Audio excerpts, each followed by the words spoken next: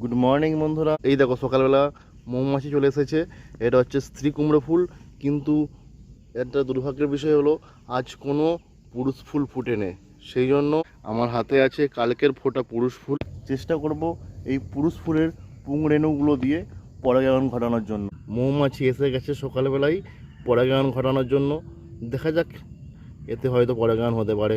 আমি এই পুরুষ ফুলটাকে আস্তে আস্তে খুলে নিয়েছি। এই দেখো এর মধ্যে কত পুংরেণু উপস্থিত। এবার আমি এটাকে একটা একটা করে এর মধ্যে পরাগায়ন ঘটানোর চেষ্টা করব। তোমাদের পরবর্তী ভিডিওতে অবশ্যই দেখাবো এর কি রেজাল্ট হলো। কৃত্রিম পদ্ধতির এই পরাগায়নকে সাধারণত হাইব্রিড পরাগায়ন বলা হয়। এই পরাগায়ন বা পলিনেশন একটা সাধারণ প্রক্রিয়া, যে কেউ এটা করতে পারে। আর আমি পাশে তোমাদের এরকম ভিডিও দেখতে হলে অবশ্যই চ্যানেলটিকে সাবস্ক্রাইব করো, ভালো লাগলে লাইক এবং শেয়ার অবশ্যই করো। Thank you, tata.